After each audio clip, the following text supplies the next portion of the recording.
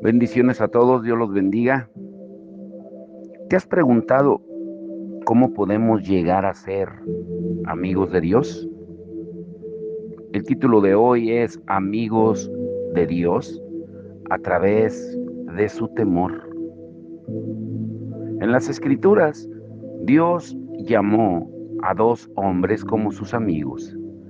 Esto no quiere decir que no hubiera otros, solo que Dios reconoció específicamente a esos dos, registrando intencionalmente su amistad.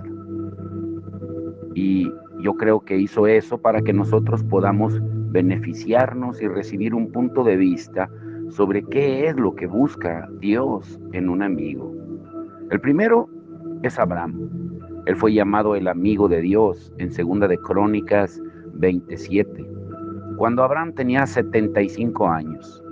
Dios vino a él e hizo un pacto con él. Dentro de los parámetros de ese pacto, Dios le prometió el deseo de su corazón, un hijo. Antes del nacimiento de su hijo, Abraham cometió varios errores y algunos fueron muy serios. Sin embargo, a pesar de todo eso, Abraham creyó y obedeció a Dios y estaba completamente persuadido de que Dios podía realizar todo lo que había prometido. Cuando Abraham tenía 99 años, su esposa quedó embarazada y el hijo prometido, Isaac, nació. ¿Te puedes imaginar el gozo que Abraham y Sara habrán experimentado después de esperar por tantos años? ¿Puedes imaginarte el amor que ellos debían tener por ese hijo prometido? Pero aquí es donde viene lo interesante, la prueba. El tiempo pasó y la relación entre padre e hijo llegó a ser muy cercana. La vida de ese niño significaba más para Abraham que la suya propia. Su gran riqueza no significaba nada al lado de ese hijo dado por Dios. En Génesis 22, 1 al 2 dice, aconteció después de estas cosas que probó Dios a Abraham y le dijo a Abraham, y él respondió, heme aquí. Y dijo, toma ahora tu hijo, tu único Isaac, a quien amas, y vete a tierra de Moriah y ofrécelo ahí en holocausto sobre uno de los montes que yo te diré. Imagínate el shock de Abraham al escuchar estas palabras. Nunca debe haber ni soñado que Dios le pediría algo tan duro. Estaba aturdido. Padre e hijo eran muy cercanos. Después de todos los años de espera por este jovencito, Dios le pide por algo que era más que la vida misma de Abraham, lo que hay en su corazón. Y esto, pues no tiene sentido. Pero Abraham sabía que Dios no comete errores. No había negación en lo que Dios ya había hecho claro. Solo había dos opciones para un hombre de pactos: obedecer o romper el pacto. Romperlo ni siquiera era una consideración para ese hombre de fe. Él estaba totalmente inmerso en su temor santo. Nosotros sabemos que esta era una prueba, pero Abraham no. Nunca sabemos si Dios nos está probando hasta que estamos del otro lado de ella. Puede ser posible hacer trampa en una prueba, en la escuela, pero nadie puede hacer trampa en los exámenes que Dios nos toma. Si no hemos estudiado y hecho nuestros trabajos, purificando nuestros corazones y limpiando nuestras manos, no seremos capaces de aprobar las pruebas de Dios. No importa cuán inteligentes seamos.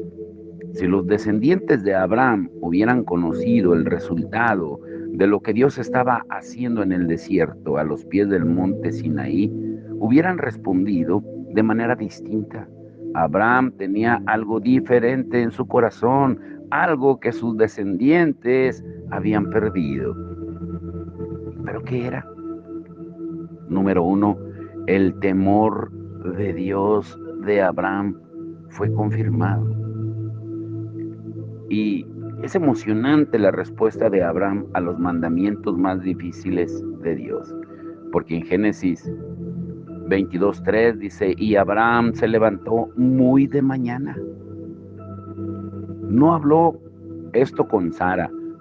La Biblia no lo dice. No hubo dudas. Él había decidido obedecer a Dios. Y solo había dos cosas que significaban más para Abraham que su prometido hijo Isaac: su amor y su temor de Dios. Él amaba y temía a Dios sobre todo lo demás. Dios le dijo a Abraham que hiciera un viaje de 3 días, y esto le permitiría considerar lo que se había pedido.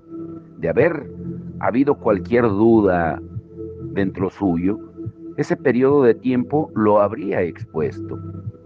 Pero cuando él e Isaac llegaron al lugar designado para la adoración, Abraham construyó un altar, ató a su hijo, lo recostó en el altar y buscó por su cuchillo.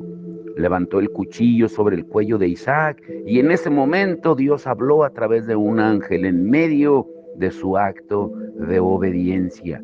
En Génesis 22:12. No extiendas tu mano sobre el muchacho, ni le hagas nada, porque ya conozco que temes a Dios, por cuanto no me rehusaste tu hijo, tu único. Abraham probó su temor al estimar los deseos de Dios como más importantes que los suyos propios. Dios sabía que si Abraham aprobaba esta prueba, pues él pasaría todas las demás. En Génesis 22, 13 y 14 dice: entonces alzó Abraham sus ojos y miró, y he aquí a sus espaldas un carnero trabado en un zarzal por sus cuernos. Y fue Abraham y tomó el carnero y lo ofreció en holocausto en lugar de su hijo. Y llamó a Abraham el nombre de aquel lugar: Jehová proveerá. Con la culminación de esta prueba, Dios reveló una nueva faceta de sí mismo a Abraham. Se reveló a sí mismo como Jehová Jireh, el proveedor. Y esa revelación del carácter de Dios significa: Jehová ve y provee. Nadie desde Adán lo había conocido de esa forma. Dios reveló su corazón a este humilde hombre, quien había llegado a ser su amigo. El Señor estaba revelando a Abraham las cosas de su corazón y carácter que para los otros hombres eran aún secretos. Pero es importante entender que Dios no se reveló como Jehová ve hasta que Abraham hubiera pasado la prueba de temor santo. Muchos afirman conocer los distintos atributos y características de la naturaleza de Dios, pero nunca lo han obedecido en los momentos duros. Ellos pueden hasta cantar: Jehová Jireh, mi proveedor, su gracia es suficiente para mí, etcétera. Pero es solo una canción. Mientras no sea revelado como tal a través de la obediencia, hasta que no aprobemos el examen de Dios sobre la obediencia, tales afirmaciones provienen solo de nuestras cabezas y no de nuestros corazones. Es al aventurarnos en los duros y áridos desiertos de la obediencia cuando Dios se revela a sí mismo como Jehová Jireh y amigo, como dice en Isaías 35 del 1 al 2. En Santiago 2, 21, 23 dice: ¿no fue justificado por las obras Abraham, nuestro padre, cuando ofreció a su hijo Isaac sobre el altar? ¿No ves que la fe actuó juntamente con sus obras y que la fe se perfeccionó por las obras? Y se cumplió la escritura que dice: Abraham creyó a Dios y le fue contado por justicia, y fue llamado amigo de Dios. Notemos que Abraham fue justificado por su acción, por sus correspondientes obras. La prueba de su temor santo y de su fe fue su obediencia. Temer a Dios es creerle. Creerle es obedecerle. Santiago señala que la obediencia de Abraham fue alimentada por su temor santo a Dios, resultando en una amistad con Dios. Y Dios lo dice claramente. La escritura clave de todos estos estudios, Salmo 25:14, la comunión íntima de Jehová es con los que le temen y a ellos hará conocer su pacto. No podría ser más claro este versículo del Salmo 25. Por eso guárdalo dentro de tu corazón. Y te pregunto, ¿por qué hay una abundancia de predicación superficial en los púlpitos? ¿Por qué los que nos decimos cristianos carecemos de la profundidad de nuestros padres? Pues es el resultado de una creciente enfermedad en la iglesia. Es un virus llamado ausencia del temor del Señor. Dios dice que Él revela sus secretos a aquellos que le temen. Y escucha estas preguntas. ¿Con quién compartes tú los secretos de tu corazón? ¿Con conocidos o con amigos íntimos? Pues claro que con amigos íntimos, por supuesto. Los secretos no pueden estar seguros con simples conocidos. Pues Dios hace lo mismo. Él comparte perdonen, Él comparte su corazón solo con aquellos que le temen. Ahora, número 2, había otro hombre, el hombre que conocía los caminos de Dios. ¿Te imaginas quién es? Hay otro hombre al que Dios llamó su amigo, Moisés. Era un hombre que conocía los caminos de Dios en Éxodo 33:11. Y dice, y hablaba Jehová a Moisés cara a cara, como habla cualquiera a su compañero.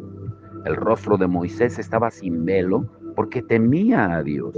Por lo tanto, le era permitido hablar con Dios en un nivel íntimo. ¿Y cuál fue el resultado? En el Salmo 103, verso 7, sus caminos notificó a Moisés y a los hijos de Israel sus obras. Puesto que los israelitas no temían a Dios, les fue negada la intimidad con Él. Sus caminos y los secretos de su pacto no fueron revelados a los israelitas. En muchos sentidos ellos lo conocieron de igual forma que yo puedo decir que conozco al presidente de mi país, como hablábamos ayer. Conozco al presidente por sus logros, sus provisiones y sus actos. Los israelitas no estaban enterados secretamente del porqué del pacto de Dios. Ellos no entendían los motivos del pacto de Dios, sus intenciones y los deseos de su corazón. Israel solo percibía el carácter de Dios cuando era mostrado en el mundo natural. Con frecuencia confundían sus métodos asumiendo que Dios no les daba cuando no tenían precisamente lo que deseaban. Es imposible conocer a Dios solamente por la observación de lo que Él hace en el mundo natural. Eso sería como conocer a una celebridad solo por lo que reportan los medios de comunicación. Dios es espíritu y sus caminos están escondidos de la sabiduría de este mundo natural, como Jesús lo dijo en Juan 4:24, o Primera de Corintios 2:6-8.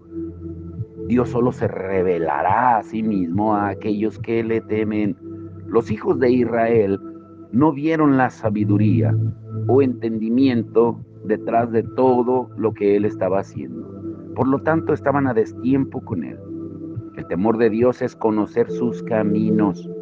Moisés sabía con frecuencia por qué Dios hizo las cosas que hizo. La Biblia describe esta comprensión como entendimiento.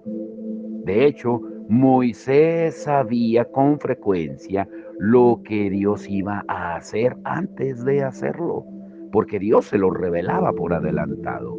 La Biblia llama a esto sabiduría. Salmo 110, verso 10, dice, el principio de la sabiduría es el temor de Jehová.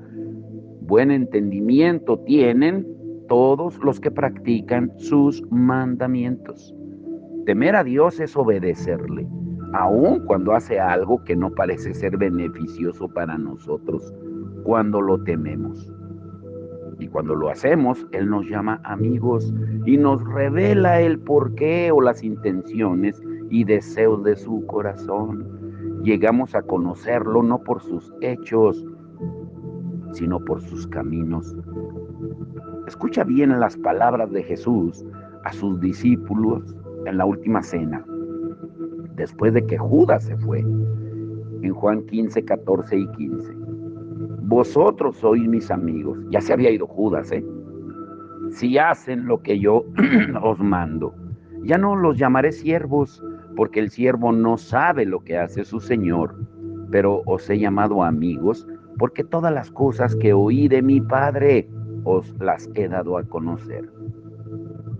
Yo he escuchado estas escrituras como una promesa de amistad con el Señor.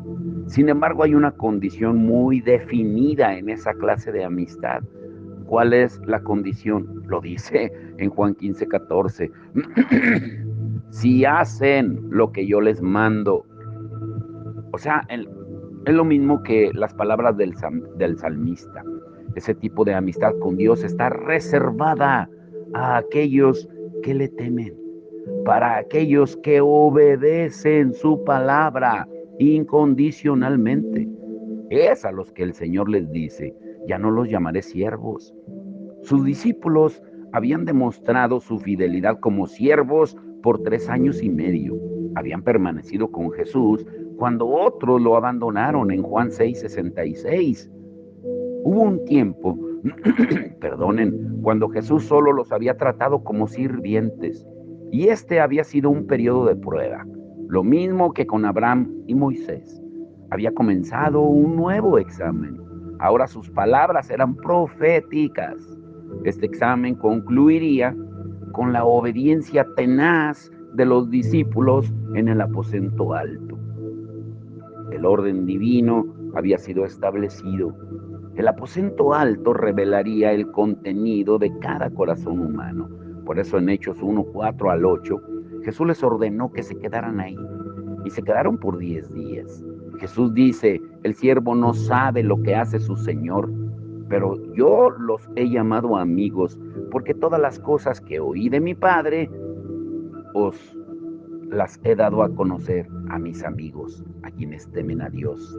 Los amigos de Dios tendrán esta comprensión porque Él comparte sus planes con sus amigos. Escúchalo bien, este es el punto importante.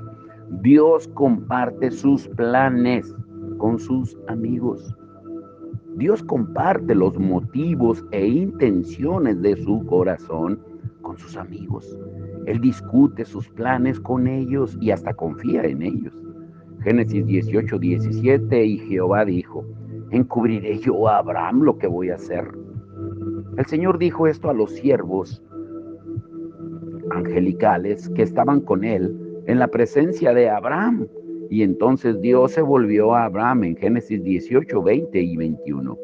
Entonces Jehová le dijo, por cuanto el clamor contra Sodoma y Gomorra se aumenta más y más, y el pecado de ellos se ha agravado en extremo, descenderé ahora y veré si han consumado su obra según el clamor que ha venido hasta mí, y si no lo sabré.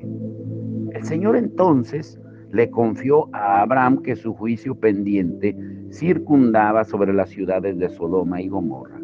Abraham intercedió y rogó por la vida de los justos en Génesis 18, 23 al 26. Y se acercó a Abraham y dijo, ¿destruirás también al justo con el impío? Quizá haya 50 justos dentro de la ciudad. ¿Destruirás también y no perdonarás al lugar por amor a los 50 justos que estén dentro de él? Lejos de ti el hacer tal, que hagas morir al justo con el impío, y que sea el justo tratado con el impío. Nunca tal hagas. El juez de toda la tierra no ha de hacer lo que es justo. Entonces respondió Jehová, si hallare en Sodoma 50 justos dentro de la ciudad, perdonaré a todo este lugar por amor a ellos. Abraham había pedido que la vida de otro fuera salvada de la mano del juicio de Dios. Solo un amigo habla de esta forma, o un rey o juez que tiene el poder de ejecutar juicio. Viniendo de un sirviente o súbdito, tal petición podría haber sido irrespetuosa, pero Abraham entró realmente en un proceso de negociación con Dios. Él habló luego a Dios, bajando el número de 50 hasta 10, y Dios fue en su camino a buscar a los 10 justos en Sodoma y Gomorra. Y fue obvio que el reporte sobre la maldad era verdadero porque ni siquiera pudieron encontrar 10 justos en ninguna de las dos ciudades. El Señor solo encontró a Lot, sobrino de Abraham, y a su familia. Y Dios le mostró a su amigo Abraham qué es lo que había planeado hacer. Confió en Abraham porque Abraham le temió. Su temor lo había elevado al nivel de confidente de Dios. Lot puede haber sido considerado justo, pero también era mundano. No tenía más entendimiento del juicio que venía, que los otros residentes de esas malvadas ciudades. Y aunque era justo, fue tomado por sorpresa de lo que iba a ocurrir. Lot representa a los cristianos carnales, aquellos que no tienen el temor santo de Dios. Su relación con el Señor no era muy diferente a la de los seguidores de hoy en día. Y esto se ve por su elección a permanecer entre los habitantes de Sodoma y Gomorra, al tipo de esposa que él escogió y las hijas quienes llevarían al padre al incesto, las moabitas y amonitas. Lot había escogido lo que al principio parecía lo mejor, pero al fin se le comprobó que había elegido neciamente. En contraste, Abraham eligió una vida separada. Buscó una ciudad cuyo constructor y hacedor es Dios. Lot eligió la comunión con lo no santo antes que la separación. Sus caminos no santos fueron en detrimento de su justicia. Finalmente, esta exposición a lo no santo trajo fruto en la vida de Lot y en la de sus descendientes. Los estándares de Lot no estaban dictados por Dios, sino por la sociedad que los rodeaba.